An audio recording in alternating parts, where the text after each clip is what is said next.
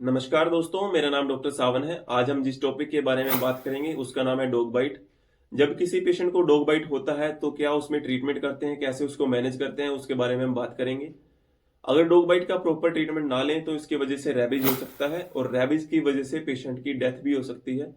इसलिए इसका एक प्रॉपर ट्रीटमेंट हमें लेना चाहिए।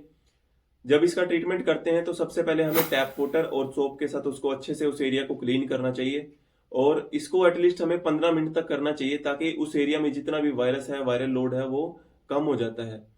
इसके अलावा हम उसमें उस एरिया पे अगर कोई ऑइंटमेंट वगैरह लगानी है तो हम आयोडीन जिसमें भी ऑइंटमेंट में है तो वो हम लगा सकते हैं, जैसे पोविडिन आयोडीन जो सिप्लाडिन के नाम से काफी फेमस है।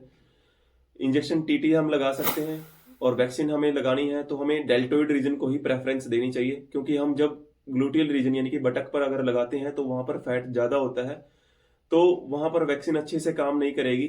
इसलिए ही डेल्टोइड रीजन को ही प्रेफरेंस देनी चाहिए। और अगर बच्चों में लगानी है तो बच्चों में थाई का जो एंटीरोलेटरल एस्पेक्ट होता है उस पर हम लगा सकते हैं। डॉग बाइट की भी 3 कैटेगरी हो सकती है, कैटेगरी 1, कैटेगरी 2, कैटेगरी 3। कैटेगरी 1 में नॉर्मली अगर डॉग पेशेंट को जैसे नॉर्मली लीकिंग करता है, चाटता है, तो उसमें कैटेगरी 1 में आता है। इसमें नॉर्मली हमें टैप वाटर और सोप के साथ अच्छे से क्लीन करना है। और कैटेगरी 2 में क्या होगा, ये हल्की खरोंच आ गई या फिर निबलिंग जैसे दांत से काट दिया तो उसको कैटेगरी 2 बोलते हैं। इसमें अच्छे से उसको सोप से टैप वाटर और सोप से क्लीन करके उसके बाद हमें वैक्सीन लगानी चाहिए। वैक्सीन कब कब कितनी लगानी है, क्या उसका शेड्यूल होगा, वो भी आगे मैं आपको डिटेल में बताऊंगा। और कैटेगरी 3 में क्या होता है, कैटेगरी 3 में लेसरेटेड वुंड बन जाता है। बेसिकली कैटेगरी 3 एक डेंजरस होती है। इसमें अच्छा डॉग इतना बाइट करता है कि वहां पे जख्म बन जाता है, वहां से अच्छे से खून आता है, मांस भी बाहर निकल आता है। तो ये थोड़ी सी डेंजरस कंडीशन होती है। इसमें बचाव करने के लिए हमें सबसे पहले तो हमें टैप वाटर और सोप से क्लीन तो करना ही है, वैक्सीन भी लगानी है, बट इसमें एडिशनल क्या होगा, इसमें हमें इम्यूनोग्लोबिन भी लगानी है। इम्यूनोग्लोबिन क्या होता है, जैसे हम वैक्सीन लगाते हैं तो रेबीज की जो वैक्सीन लगती है वो 7 से 10 दिन बाद बॉडी में जाके एंटीबॉडी बनाती है। कैटेगरी 3 में अच्छा खासा वुंड बना था, ब्लड भी वहां से लूज हुआ था, तो रेबीज का खतरा ना हो इसलिए हम रेडीमेड एंटीबॉडी देते हैं जिसको बोलते हैं इम्यूनोग्लोबिन, ताकि पेशेंट जल्दी से रिकवर हो जाए। और ये इम्यूनोग्लोबिन देनी कैसे है, कहाँ पर लगानी है, कितना डोज इसका दे सकते हैं हम, उसके बारे में अभी आगे मैं वीडियो में आपको डिटेल में बताऊंगा। तो सबसे पहले हम वैक्सीन पे आते हैं। वैक्सीन का जो शेड्यूल होता है, जैसे हमें इंट्रामस्कुलर अगर वैक्सीन लगानी है तो उसका शेड्यूल है 0, 3, 7, 14, 28। जैसे मान लो आज डॉग ने बाइट किया तो आज डे है 0।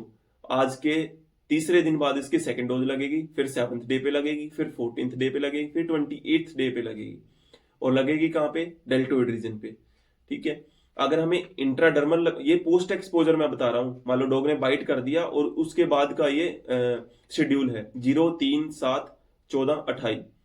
और अगर हमें इंट्राडर्मल लगानी है, इंट्राडर्मल में हमें क्या इसका शेड्यूल होगा, 0, 3, 7, 28। इसमें 14th डे पे नहीं लगेगी। और इसकी साइट क्या होगी, इंट्राडर्मल। इंट्राडर्मल भी हमें डेल्टोइड रीजन पे ही लगाना है। और इसकी डोज क्या होगी, 0.1 ml इस लेफ्ट डेल्टोइड पे और 0.1 ml राइट डेल्टोइड पे। यानी कि 2 साइट हो जाएंगी 0 डे पे, 2 साइट होंगी तीसरे दिन, 2 साइट होगी 7वें दिन और 2 ही साइट होंगी 28वें दिन। ठीक है। तो मतलब टोटल 8 साइट होंगी, मतलब 8 बार इंजेक्शन लगेंगे, 0.1 ml इधर, 0.1 ml इधर, 0 डे पे, 3 डे पे भी ऐसे ही, 7th डे भी ऐसे ही और 28th डे भी ऐसे ही। ठीक है। और इसके अलावा जैसे किसी को री एक्सपोजर हो जाए, मान लो किसी ने डॉग ने काटा था, उसने पहले वैक्सीन ली थी, उसको दोबारा ये डॉग बाइट हो गया, तो उसमें बूस्टर डोज लगती है 0 और 3rd डे पे। इसके अलावा जैसे प्री एक्सपोजर डोज क्या शेड्यूल क्या होगा, मान लो किसी कोई हेल्थ वर्कर है या वेटरनरी डॉक्टर है या जिसका मतलब डॉग अच्छे से जिसके पास पेट है, तो उसको प्री एक्सपोजर पहले ही वो वैक्सीन ले लेते हैं, तो उसका शेड्यूल होगा 0, 7th डे और 28th डे। ठीक है। तो इसमें भी 3 ही डोज लगती हैं। और इम्यूनोग्लोबिन के बारे में मैंने आपको बताया था, इम्यूनोग्लोबिन कैसे लगाते हैं। मान लो कैटेगरी 3 का वुंड है, अच्छा खासा पेशेंट को उस एरिया से ब्लड आया है, लेसरेटेड वुंड है, तो हमें इम्यूनोग्लोबिन ही लगानी चाहिए। इम्यूनोग्लोबिन सबसे पहले तो हमें उसी एरिया में लगानी चाहिए जहां पर वुंड है। तो इस हमने रेबिशील्ड के बारे में बात करी थी। रेबिशील्ड को कैसे लगाना है। रेबिशील्ड इम्यूनोग्लोबिन होती है और रेबिशील्ड के नाम से इसका ब्रांड नेम है। इसकी 2.5 ml की वायल आती है जिसमें 100 इंटरनेशनल यूनिट होते हैं। तो कहाँ पे लगानी है, मान लो कैटेगरी 3 का वुंड है, अच्छा खासा वुंड, लेसरेटेड वुंड था, वहां से ब्लड हुआ, ऊज आउट हुआ, तो उसी रीजन में इसको रेबिशील्ड को लगाना है हमें। और इसकी डोज कैसी होगी, 3.33 इंटू बॉडी वेट, यानी कि मान लो कोई 70 kg का एक पर्सन है जिसको डॉग बाइट हुआ, तो 3.33 multiply 70 kg equal to approx 233 international unit हमें बन जाएगा कैलकुलेट होके कि हमें उसको 233 इंटरनेशनल यूनिट उसको लगाने हैं। तो हमें अप्रोक्स 2.5 वायल, मतलब कि 100 इंटरनेशनल यूनिट एक वायल में, 100 इंटरनेशनल यूनिट दूसरी वायल में, और 33 इंटरनेशनल यूनिट हमें जो तीसरी वायल है उसमें से ले लेनी है। और ये उस एरिया में ही सबसे पहले हमें इंजेक्ट करनी है जहां पे डॉग बाइट हुआ था।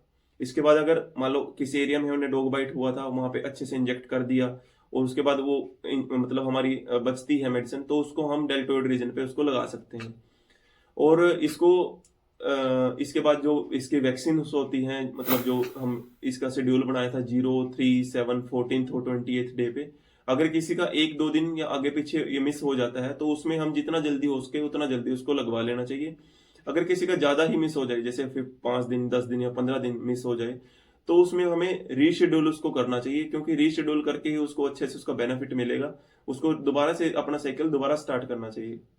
और इस वैक्सीन को सभी ले सकते हैं, जैसे प्रेग्नेंट वुमेन का हुआ है, चाइल्ड, इन्फेंट या ओल्ड एज का भी को अगर कोई पेशेंट है तो सब इसमें ले सकते हैं। इसमें कोई ऐसा कोई साइड इफेक्ट इसका नहीं होगा। तो ये एक समराइज वीडियो था डॉग बाइट का। अगर आपको इसके बारे में कुछ, इससे रिलेटेड कोई हम मेरे से कुछ बात करनी है, कुछ पूछना है, तो आप कमेंट करके मुझसे पूछ सकते हैं। और मेरा चैनल है डॉक्टर सावन खोखर के नाम से, इसको प्लीज आप सब्सक्राइब करें और इसको लाइक करें और शेयर करें। Thank you.